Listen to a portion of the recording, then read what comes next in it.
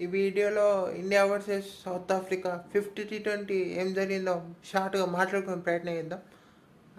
కొన్ని main points గుర్తున్నాయి, కొంచెం ఫాస్ట్గా మాట్లాడే ప్రయత్నం చేస్తా. అన్ని పాయింట్స్ కవర్ చేయకపోవచ్చు. ముందుగా టాస్ అయితే సౌత్ ఆఫ్రికా గెలిచింది. టాస్ గెలిచి బౌలింగ్ ఎంచుకుంది. ఇక వాళ్ళ టీంలో అయితే యాండిస్ నోకియా లేడు. తన ప్లేస్లో జార్జ్ లిండెన్ తీసుకుంది.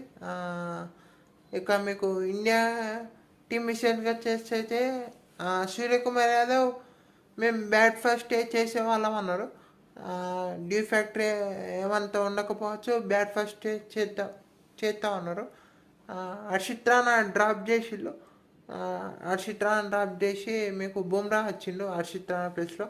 ఇంకా గిల్ ప్లేస్లో సంజు, కుల్లీబాబు ప్లేస్లో వాషింగ్టన్ సుందర్ వచ్చిండు.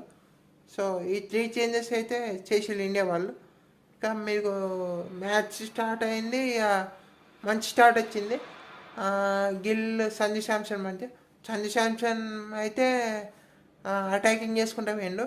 అభిషేక్ శర్మ కూడా అటాకింగ్ చేసుకున్న పైన పార్ట్నర్షిప్లో సంజువే అంటే ఎక్కువ అగ్రెసివ్గా ఆడిండు. మీకు లాస్ట్ ఓవర్ పవర్ ప్లేలో అభిషేక్ శర్మ అవుట్ అయ్యిండు కార్బిన్ బాష్ బౌలింగ్లో.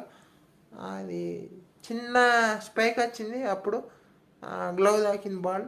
సో అభిషేక్ శర్మ అవుట్ అయ్యిండు. ఆ తర్వాత మీకు తిలక్ వర్మ 3లో వచ్చిండు. తిలక్ వర్మ 3లో వచ్చినప్పుడు ఒక వేరే లెవెల్ పర్ఫార్మెన్స్ తనని చెప్పాలి. తను మంచిగా ఆడింది ఈ మ్యాచ్. ఇక మీకు ఆ తర్వాత మీకు సంజు అవుట్ అయ్యిండు. మంచి బాల్ అది జార్జ్ లిండే నుంచి. మీకు సూర్యకుమార్ యాదవ్ కూడా మళ్ళీ మంచి ఫామ్లోకి వస్తున్నకుంటే తను కూడా ఏమంతా పెద్ద రన్స్ నాకు ఆడలేకపోయాడు సూర్యకుమార్ యాదవ్.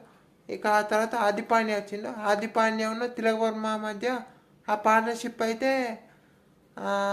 వేరే లెవెల్ అని చెప్పాలి. పార్ట్నర్షిప్ చేయబట్టే ఇండియాకి అంత స్కోర్ వచ్చింది. సో ఇండియా అయితే ఓవరాల్గా 231 చేసింది. మీకు సౌత్ ఆఫ్రికా టీం నుంచి డికాక్ బాగా ఆడిండు. మీకు రిజా హెండ్రిక్స్ కూడా మంచి ఓపెనింగ్ పార్ట్నర్షిప్ వచ్చింది. ఒక వరుణ్ చక్రవర్తి మంచి వికెట్ తీసిండు, మంచి క్యాచ్ శివన్ దుబే నుంచి. మీకు ఫస్ట్ 10 ఓవర్స్లో అయితే సౌత్ ఆఫ్రికా వాళ్ళకు ఒక్క వికెట్ తప్ప సౌత్ ఆఫ్రికా గేమ్లు ఉండే. ఆ తర్వాత మీకు బూమ్రా రావడం, బూమ్రా తన సెకండ్ ఓవర్లో క్వింటన్ డికాక్ అవుట్ చేయడం. ఆ తర్వాత సౌత్ ఆఫ్రికా కష్టమైంది. ఇండియా అయితే మ్యాచ్ గెలిచింది, సిరీస్ కూడా గెలిచింది.